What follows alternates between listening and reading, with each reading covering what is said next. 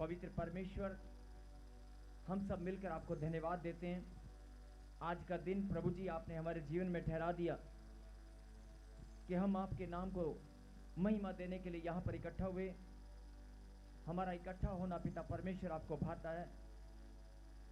हम बड़े आनंद के साथ पिता परमेश्वर आपके चरणों में धन्यवाद करते हैं कि आपने आज जो वचन, जो मन्ना आपने स्वर्ग से भेजा है, हमारी बढ़ोतरी के लिए, हमारी आत्मिक उन्नति के लिए, हमारे जीवन में आनंद और खुशियों की भरपूरी के लिए, हमारे जीवन को बदलने के लिए जो आज आपने शिक्षा भेजी है, मेरे खुदा, हम सब मिलकर उसे ग्रहण करने के लिए तैयार हैं। और हम प्रार्थना में मांगते हैं पिता परमेश्वर कि जो शिक्षा हमारे अंदर आज जो हम ग्रहण करें वो हमारे अंदर स्थिर हो जाए और आत्मिक उन्नति के मार्ग पर हम दौड़ने लगें। बोलो आमीन। जो दौड़ने लगे वो ताली बजाकर धन्यवाद कर रहे हैं। आत्मिक उन्नति के मार्ग पर दौड़ने लगे। बहुत सारे लोग बोलते हैं कि आत्मिक उन्नति तो मैं नहीं पता, लेकिन बस उन्नति होना चाहिए, मतलब चार पैसे जेब में हो, गाड़ी हो, नहीं हो। आज सचमुच में परमेश्वर ने कहा मैं सबकी जिंदगी बदल कर रख दूंगा, सबकी। जो मुस्कुरा कर धन्यवाद कर रहे हैं, मैंने कहा था ना वो वीडियो कॉल चल रही है, वीडियो कॉल। आइए हम निकालें परमेश्वर के वचन से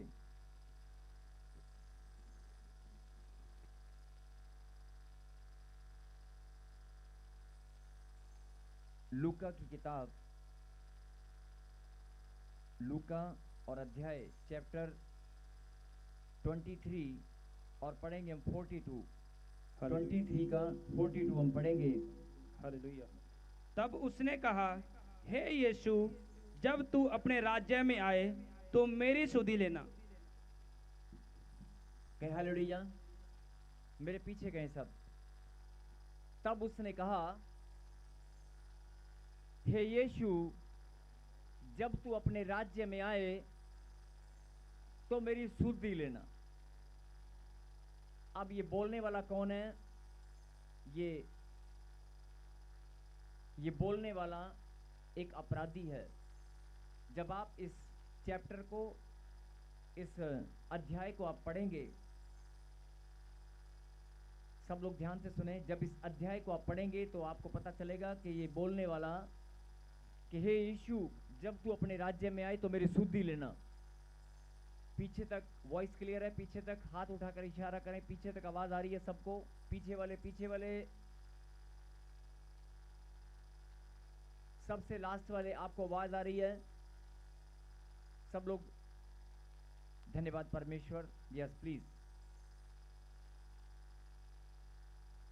क्या कहा? हे यीशु, जब तू अपने राज्य में आए तो मेरी सुधि लेना, मुझे स्मरण करना, मुझे याद रखना।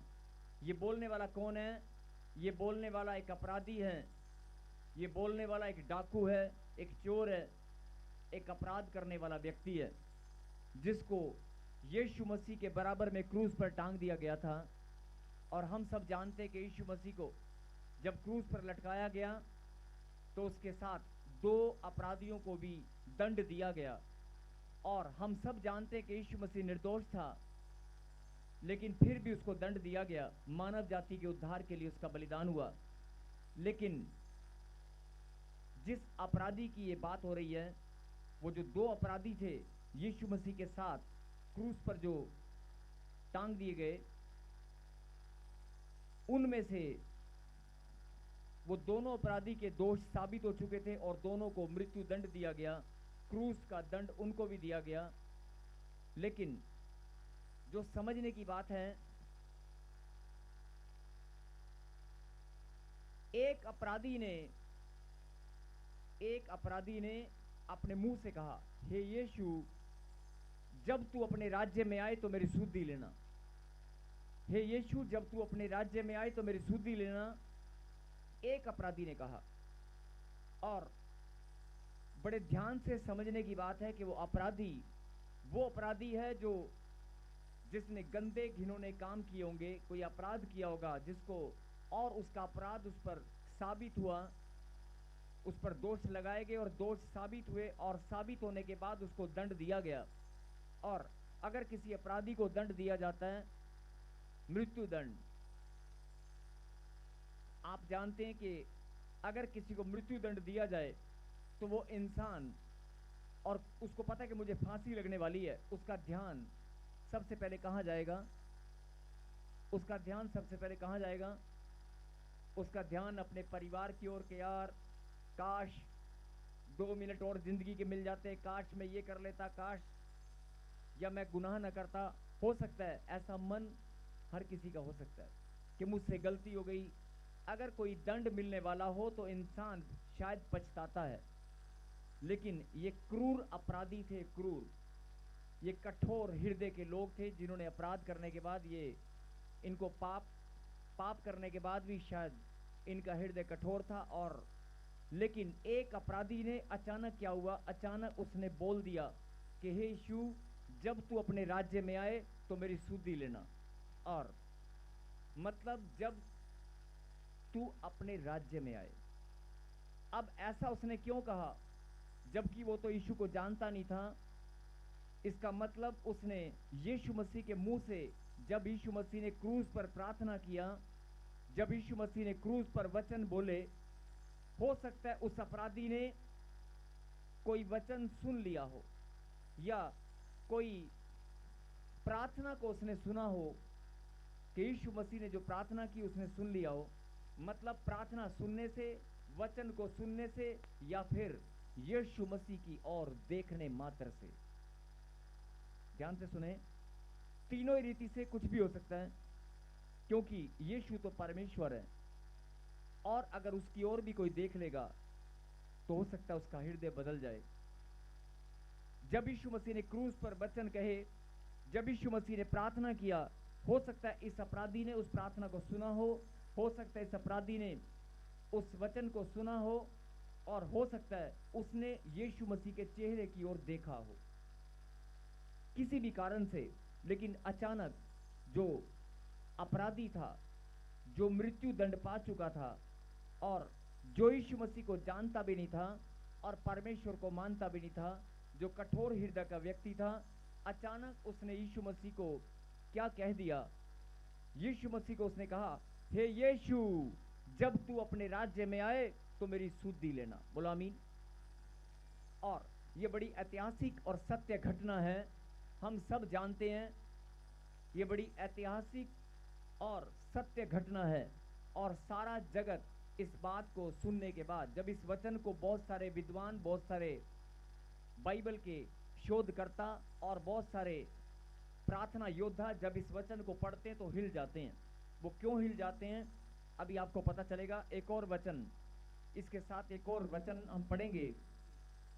हालेलुया।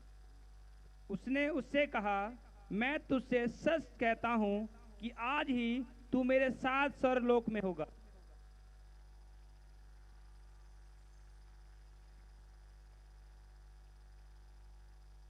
अब जरा ध्यान से सुनना, अपने ध्यान को इधर उधर भटकने मत देना, अपने ध्यान को केंद्रित रखना, अपनी एकाग्रता को बनाए रखना।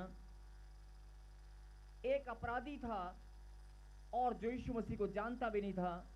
अचानक ऐसा क्या हुआ कि उसने क्या बोल दिया कि यीशु मसीह, जब तू अपने राज्य में आए तो मेरी सुधि लेना, मुझे स्मरण करना। और यीशु मसीह ने उसे क्या उत्तर दिया?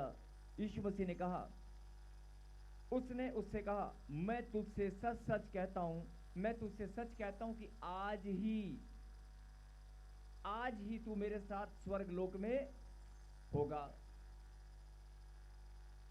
और हम सब जानते हैं कि यीशु मसीह के मुंह से निकला वचन सत्य है, सत्य कि नहीं? और अगर यीशु मसीह ने अपने मुंह से वचन निकाला तो वो पूरा होकर रहेगा। तो इसका क्या मतलब हुआ कि जब अपराधी ने बोला और यीशु मसीह ने जवाब दिया कि तू आज ही मेरे साथ स्वर्ग लोक में होगा, तो इसका मतलब ये वचन पूरा हुआ होगा और वह स्वर्ग लोक में गया भी होगा।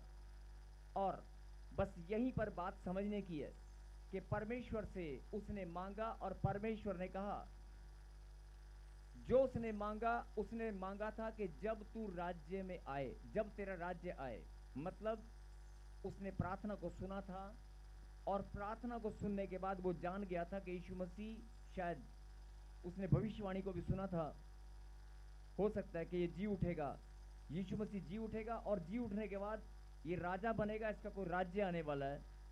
तो उसने विश्वास के साथ बोल दिया कि जब तेरा राज्य आए तो मेरी सुधि लेना। और लेकिन यीशु मसीह ने क्या कहा कि राज्य तो जब आएगा तो आएगा, लेकिन आज ही तो मेरे साथ स्वर्गलोक में होगा। राज्य तो जब हालेलुया। आएगा वो तो बाद की बात है, लेकिन आज ही तू मेरे साथ स्वर्गलोक में होगा। अब जो गहरी बात है कि बड़े ही प्रार्थना करने वाले लोग, बड़े उपवास और प्रार्थना करने वाले, भेंट और दशमांश देने वाले, परमेश्वर की खोज करने वाले, और जो परमेश्वर को जानते और नहीं जानते, जो परमेश्वर को जानते और नहीं जानते, लेकिन परमेश्वर को खोजने वाले लोग, चाहे वो सच्चाई को जानते नहीं जानते, लेकिन परमेश्वर को जो लोग खोज रहे हैं, जब वो इस घटना को पढ़ते हैं, इस बात की सच्चाई को उन्हें पता चला या मालूम हुआ होगा, तो कितनी दुनिया, कितने लोग हैरान हुए होंगे। और आप भी जब इस वचन को पढ़ेंगे तो आप भी हैरान हुए होंगे कि एक अपराधी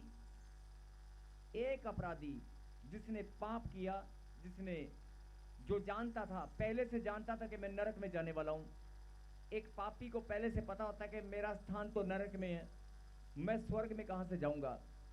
और एक पापी पहले से जानता है और वो जानता था कि मैं नरक में जाऊंगा, लेकिन फिर भी उसने अचानक परमेश्वर के सामने कुछ बोला कि मेरी माहौल माझ्या बाबा हो जाते हैं कि अपराधी अचानक से स्वर्ग में कैसे जा सकता है। क्योंकि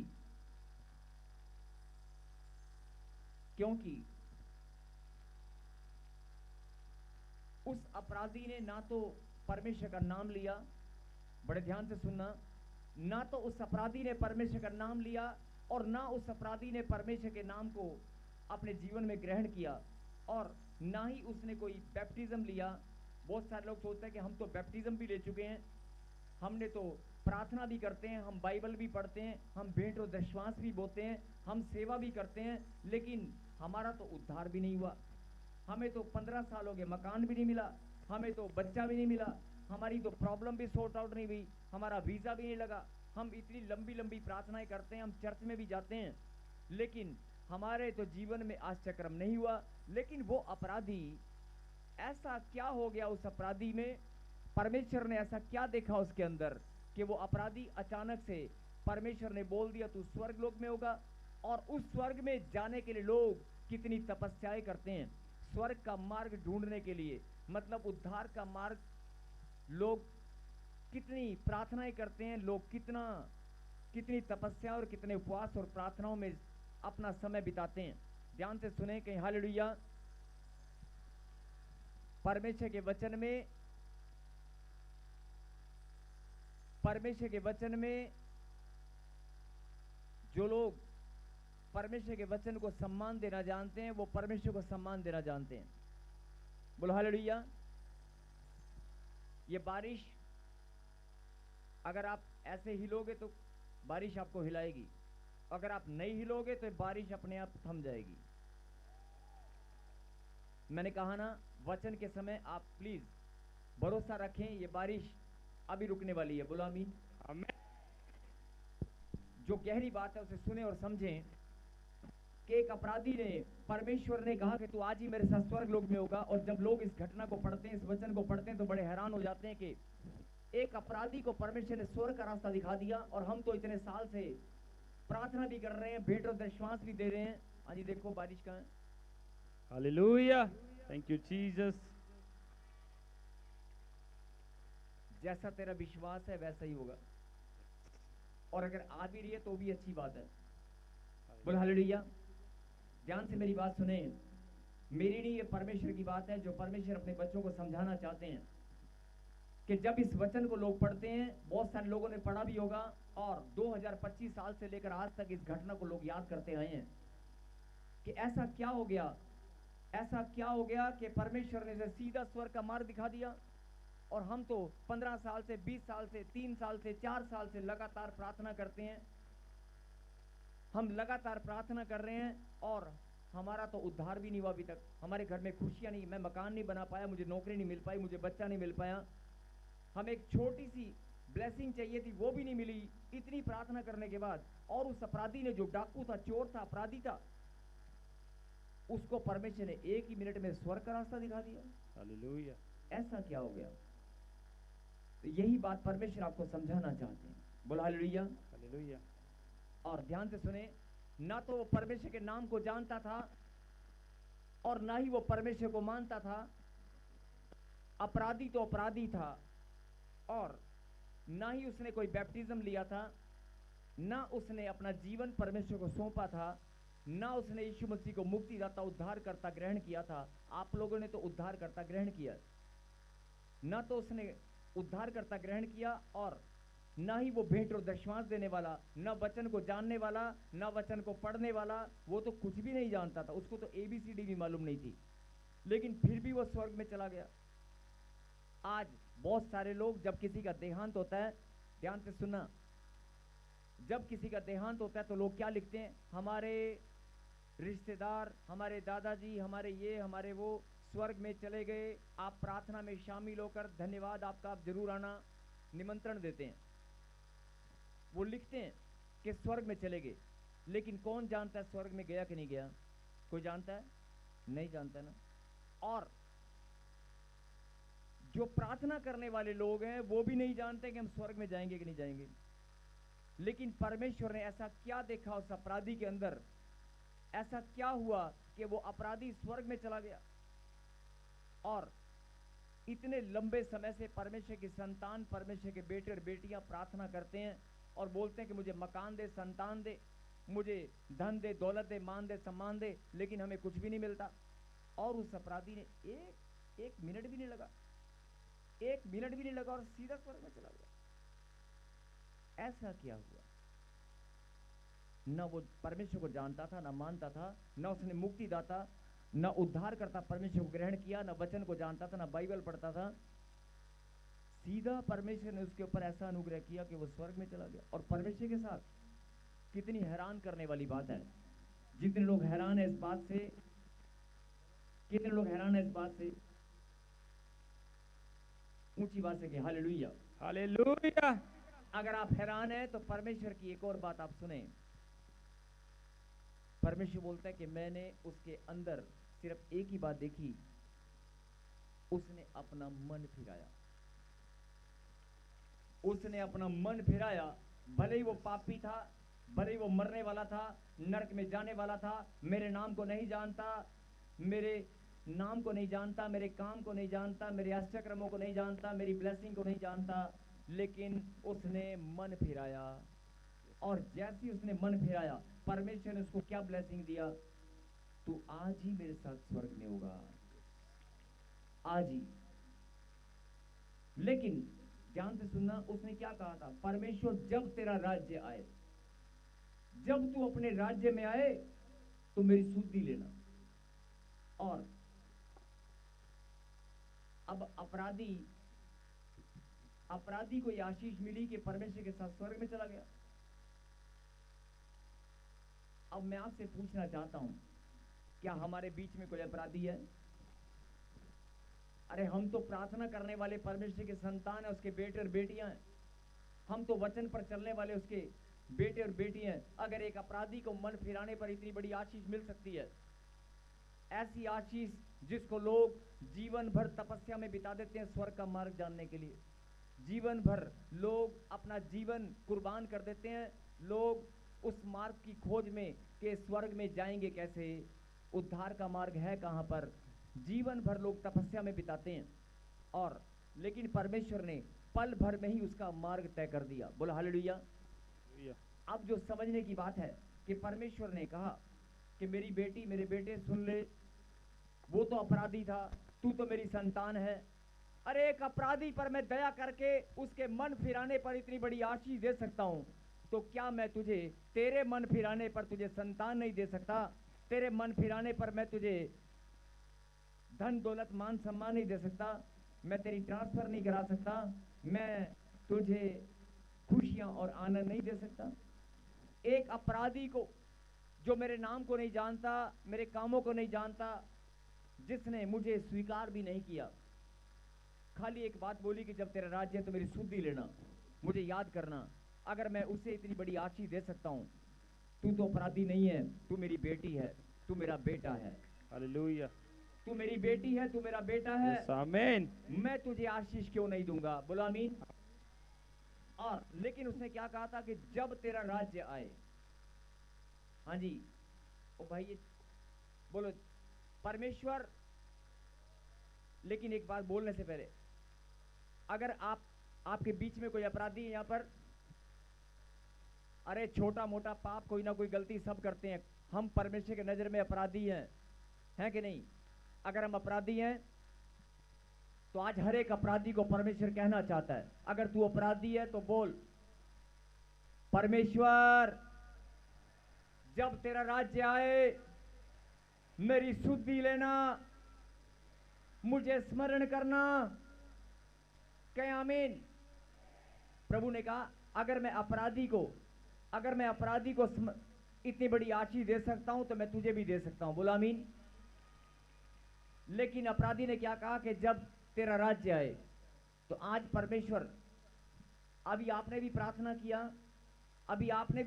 किया कि जब तेरा राज्य आए। कितनों को मालूम है कि परमेश्वर का राज्य आने वाला है? लेकिन मैं आज यही बात आपको बताना चाहता हूं, परमेश्वर का राज्य आ चुका है। जब उसने क्रूस पर मौत को हरा दिया, पूरे जगत को उसने जीत लिया, 2025 साल पहले ही उसका राज्य शुरू हो चुका है। और उस अपराधी ने कहा था कि जब तेरा राज्य आए तो मेरी शुद्धि लेना। क्या अगर आप अपराधी हैं या उसकी संतान, अगर आप आज परमेश्वर को कहेंगे मेरी शुद्धि लेना, तो आपकी शुद्धि लेगा कि नहीं? आपकी शुद्धि लेगा कि नहीं? अगर उसने मन से बोला, इतनी सी बात बोलते उसको स्वर्ग का रास्ता प्रभु ने दिखा दिया, तो आज अगर आप बोलेंगे परमेश्वर मेरी शुद्धि लेना, अपनी दृष्टि मुझ पर बनाए रखना। शुद्धि लेने का मतलब है कि अपनी दृष्टि मुझ पर बनाए रख। अगर आपका विश्वास है कि परमेश्वर की दृष्टि आपके ऊपर बनी है, तो मैं आपको बताना चाहता हूं कि जो परमेश्वर का राज्य है वो आ चुका है। बोला आमीन। आ चुका है कि नहीं? अगर परमेश्वर का राज्य आ चुका है तो फिर उसकी दृष्टि आपके ऊपर है। अब एक ही बात मैं बताना चाहता हूं, सब लोग ध्यान से सुने, पीछे वाले, दाएं वाले, बाएं वाले। जब किसी के साथ लड़ाई झगड़ा था तो आप क्या बोलते हैं? तेरे बाप का राज चल रहा है, बोलते हैं कि नहीं? बोलते हैं ना? यही बात मैं आपको बताना चाहता हूं, तेरे बाप का राज चल रहा है। बगल वाले को हाथ बाजू पकड़े, फटाफट, जल्दी जल्दी जल्दी बाजू पकड़े, बगल वाले की पकड़े पकड़े पकड़े, बोल दें तेरे बाप का राज चल रहा है। अब बोले मेरे बाप का राज चल रहा है। जो जान चुके हैं कि हमारे पिता का राज चल रहा है, चल रहा है ना? यस। तो फिर इस राज्य में वो तेरी शुद्धि लेगा कि नहीं? लेगा कि नहीं? यही बात बहुत सारे लोग समझते नहीं है। अगर तुम्हें ये बात पता चल चुकी है कि उसका राज्य चल रहा है, तो प्रभु ने क्या कहा? उस अपराधी ने मन को फिराया और इतनी बड़ी आशीष उसने ग्रहण की। मन को फिराने से, अगर तू आज मन फिराएगा, तुझे मैं आशीष क्यों नहीं दूंगा? तेरे रुके हुए काम क्यों नहीं बनेंगे?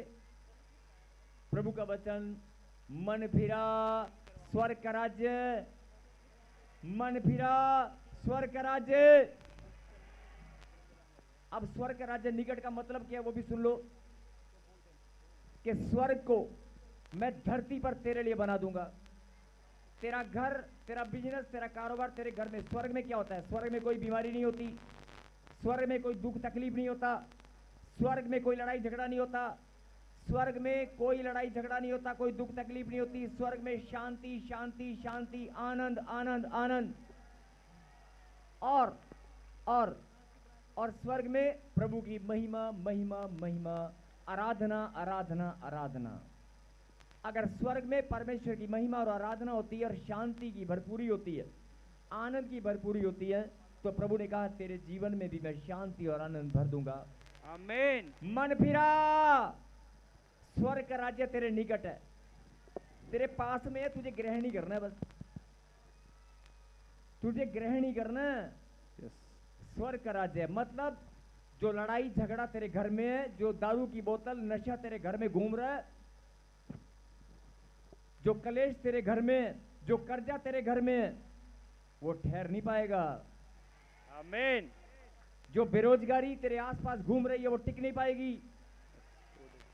जो बांझपन का श्राप, जो पैरालाइज, जो भी बीमारियां तेरे घर में घुस कर बैठी हैं, अरे बता दो, स्वर्ग का राज्य निकट है। स्वर्ग का राज्य निकट नहीं, मेरे घर में है। अरे एक अपराधी को परमेश्वर ने स्वर्ग का राज दिखा दिया। एक अपराधी को परमेश्वर ने सीधा स्वर्ग में ले गया। अरे हम तो उसकी संतान हैं, हम तो प्रार्थना करने वाले उसके बच्चे हैं। यस। हम तो प्रार्थना करने वाले, उसकी महिमा करने वाले, उसकी आराधना करने वाले, उसके लाडले बेटे और बेटियां हैं। अरे स्वर्ग पर हमारा भी अधिकार है। प्रभु ने कहा मन फिरा। अगर अपराधी का मन, ध्यान से सुनना, अगर अपराधी का मन फिराने पर परमेश्वर इतनी बड़ी आशीष दे सकता है, तो तेरा मन फिराने पर, परमेश्वर की बात समझने पर, अरे तेरा घर स्वर्ग जैसा बनेगा कि नहीं? यस आमीन। तेरे भी घर में खुशी और आनंद की भरपूरी होगी। स्वर्ग में कोई बीमारी नहीं होती, कोई दर्द पीड़ा नहीं होती, यस। कोई धोखा नहीं होता। स्वर्ग में शांति, आनंद और प्रभु की महिमा होती है। आमीन। कितने लोग आनंदित हैं? अगर हैं तो आप बता दें, एक दूसरे को हाथ दें कि मुझे आज तक नहीं पता था लेकिन आज पता चल गया। मैं सोचता था कि सरकार चल रही है, कोई सरकार चल रही है, लेकिन आज मुझे पता चला है, अरे मेरे बाप का राज चल रहा है। यस आमीन। अरे तेरे बाप का राज चल रहा है। यस। मेरे स्वर्गीय पिता का राज धरती पर भी है, मेरे घर में भी है, मेरे जीवन में भी है। यस। जिनको पता है मेरे बाप का राज चल रहा है, जब लड़ाई झगड़ा होता है बोलते हैं ना, तेरे बाप का राज है। अब बोलना, बोलो मेरे बाप का राज है। आमीन। बोलो बोलो बोलो, मेरे ही बाप का राज है। मेरे बाप का राज है। हाँ, मेरे ही बाप का राज है रे। मेरे ही पिता का राज चारों ओर है। वही नेता बनाता है, वही पुलिस बनाता है, वही शासन चलाता है, वही धन दौलत मान सम्मान चलाता है। यस। सब कुछ तो परमेश्वर ही चलाते हैं। बोलो आमीन। अभी बात समझ में आया कि नहीं? बात समझ में आया कि नहीं? अरे एक अपराधी को परमेश्वर ने मन फिराते इतनी बड़ी आशीष दिया। अरे तू तो परमेश्वर की संतान है। तेरा मन फिराते परमेश्वर तुझे क्या नहीं देगा? क्या नहीं देगा? उसके राज्य की खोज करो। राज्य है कहां? प्रभु ने कहा अगर तू मन फिराएगा, मेरा राज्य तेरे घर में ही है। मेरा राज तो तेरे जीवन में है। सब मिलकर मेरे पीछे गए, परमेश्वर मेरे जीवन में आपका राज्य चल रहा है। मैं आपके राज्य में, ध्यान से सुनना, जरा ध्यान से, बहुत ध्यान से सुनना ये लाइन, बहुत ध्यान से सुनना इस लाइन को। बोलो परमेश्वर मैं आपके राज्य में जी रहा हूं। परमेश्वर मैं आपके राज्य में बड़े आनंद के साथ जी रहा हूं। आप जो जी रहे हैं वो धन्यवाद कर रहा तालियों के साथ। आप एक दूसरे को बता सकते हैं, ऑनलाइन देख रहे हैं बहुत सारे लोग, बता सकते हैं। कैमरामैन दिखा दे कलीसिया, ये बारिश और आंधी और तूफान को बताने वाली है। ए बारिश सुन ले, मेरे बाप का राज चल रहा है। हटा सावन की घटा। बहुत सारे लोग छतरी में घुस गए हैं, बहुत सारे लोग नहीं। हटा दो, अरे हटा दो। बचपन से लेकर अभी तक तरसते आए हो, नहीं? कब बारिश आएगी, कब नहाएंगे? नहीं, अभी प्रभु बोल रहा है मैंने बारिश दी है, सब छतरी में छुप रहे हैं। नहीं, किसका राज चल रहा है? तेरे बाप का राज चल रहा है। यस, बीमारी का नहीं, कर्जे का नहीं, HIV, टाइफाइड, काला पीलिया, यूट्रस में इंफेक्शन, खून में इंफेक्शन, कैंसर, टाइफाइड, चल भाग। तेरा राज नहीं है। तेरा राज नहीं है। एक कर्जे, बेरोजगारी, बांझपन, चल हट। मेरे बाप का राज है। और जहां मेरे बाप का राज है, जहां स्वर्गीय राज होगा ना, वहां खुशियां होगी, आनंद होगा और मेरे खुदा की महिमा होगी। हटाना, बारिश हट गई, देखना। अब तो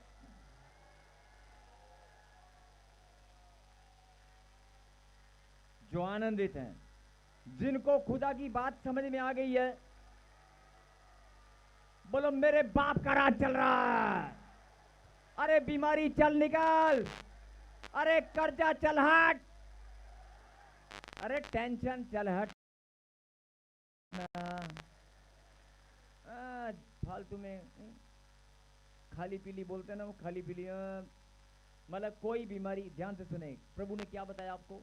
अगर आपने वचन बहुत बार पढ़ा होगा, मन फिरा, मन फिरा, मेरी बात पर ध्यान दे। नहीं, मन फिरा, स्वर्ग का राज्य निकट है। बोलो आमीन।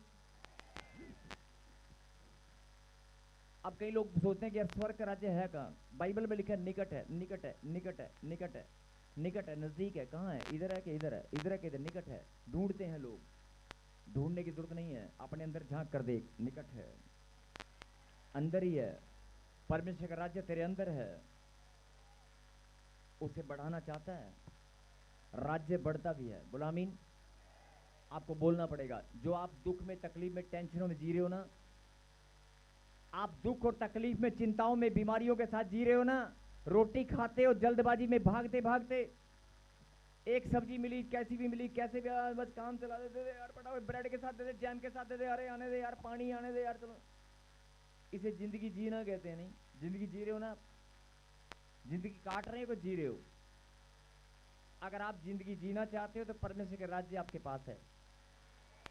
और बहुत सारे लोग अपनी चिंताओं में, अपनी टेंशनों में, और बहुत सारे क्या बोलते हैं, प्रॉफिट जी इस शैतान ने ना साडे घरे लड़ाई झगड़ा कराता, इस शैतान ने ना साडे घरे इंज कराता, इस शैतान ने साडी नौकरी छीन ली, शैतान ने यह करता, शैतान ने वो करता। इसका मतलब शैतान तुम्हारे घर में राज कर रहा है ना। बोला आमीन। अच्छा, शैतान का राज तुम्हारे घर में चल रहा है। अभी आप ही बोल रहे जादू टोना हो गया है, लड़ाई हो गया, झगड़ा हो गया, शैतान का राज तुम्हारे घर में चल रहा है। किसका राज्य चल रहा है? परमेश्वर यही बात तुम्हें समझाना चाहते हैं। एक अपराधी डाकू को, अरे मरने से 1 मिनट पहले मैंने इतना बड़ा बख्शीश दिया, मरने से पहले मन फिराया। कोई लंबी चौड़ी प्रार्थना नहीं किया उसने, कोई लंबी चौड़ी प्रार्थना नहीं किया, खाली यीशु का नाम लेकर मन फिराया और सीधा प्रभु ने स्वर्ग में ले गया उसे। अरे तू तो मेरी संतान है। अरे तुझे मेरी बात समझ में आ रही है कि नहीं? अगर आ रही है तो इस गीत में महिमा करेंगे। कोई जाएगा नहीं, कोई भागेगा नहीं, कोई दौड़ेगा नहीं। आज भागने वाला कौन है? आज भागने वाला कौन है? आज भागने वाला कौन है? आज भागने वाली बीमारी है, शैतान है, कर्जा है। आज भागने वाली टेंशन है, जब 15 साल से दिमाग में घूम रही है। आज उस टेंशन को भगाएंगे नहीं, अपने सिंगर ही गाएंगे। और वैसी गाले माइक में, हुण हसन दीवारी है मेरी, हुण हसन दीवारी है मेरी। जो रोए हैं ना, रोए हैं, जिनको लगता था शैतान ने मेरे जीवन में राज्य कर रहा, शैतान ही राज कर रहा है। हरी टी शर्ट वाले, हाँ, काली घड़ी वाले, तुझे बोल रहा हूं, तेरे जीवन में बहुत बड़ी गवाही आने वाली है। किसी विजय को जानते हो? विजय को, विजय को जानते हो ना? कौन है विजय? दोस्त है ना? मुझे प्रभु, तेरा दोस्त है ना विजय? अब तू जिस काम में हाथ लगाएगा विजय होता चला जाएगा। और 3 महीने के अंदर, वो आया था ना 30 करोड़ वाली गवाही, 3 महीने के अंदर, मैं बोलूंगा नहीं लेकिन गवाही करोड़ों में होगी, है ना? बोलो। अरे अब तो बता दो किसका राज चल रहा है। कई लोग बोलते हैं व्हील चेयर का राज चल रहा है, चश्मे का राज चल रहा है मेरे ऊपर, आंखों के ऊपर। तुम्हारी आंखों पे चश्मे का राज है क्या? डॉक्टर का राज है क्या? तुम्हारे घर में रोज रिपोर्टें घूमती रहती हैं। मेडिकल स्टोर वाले का राज चल रहा है क्या? तुम्हारे पैसे वहां पर जाते हैं। सब्जी वाले का राज चल रहा है, रोज सब्जियां नई नई आती हैं। मेरे कहने का मतलब है, आप अगर परमेश्वर के प्रेम को आप जानते हो, अगर परमेश्वर की गहरी बात को आप समझ चुके हो, तो मैं चाहता हूं कि 5 मिनट आज शैतान को जरूर दिखाना कि प्रभु का राज्य मेरे जीवन में आ चुका है। आज शैतान को जरूर दिखाना कि प्रभु का राज्य मेरे जीवन में आ चुका है। हुण हसण दी बारी है मेरी। कह रहे बोल हालेलुया। कह रहे सारे माइक बंद हो गए, आप ही का चल रहा है। ये मेरा विश्वास है, तुम पे अपना है ना। सारे माइक बंद हो गए। अब तो बंद हो गया, आंधी तूफान बारिश चला ले भाई।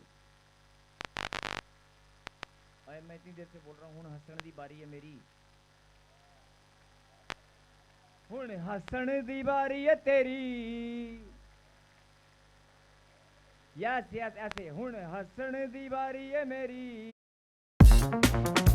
होता है वहां हंसना, आनंद और खुशी होती है, वहां चंगाई और ब्लेसिंग होती है, वहां मान सम्मान होता है, वहां रोना पीटना घुट घुट कर जीना नहीं होता। अगर आप रो रो कर जिंदगी जी रहे हैं, घुट घुट कर जी रहे हैं, लड़ाई झगड़े में नशे में जी रहे हैं, तो इसका मतलब शैतान का राज्य आपके जीवन में चल रहा है। और परमेश्वर यही बात समझाना चाहते, तू मेरी संतान है। एक अपराधी को मैंने चुटकी भर में, एक अपराधी को मैंने इतने कम समय में स्वर्ग में घुमा के ले आया, और तू मेरी संतान है। अरे गहरी बात समझ में आई कि नहीं?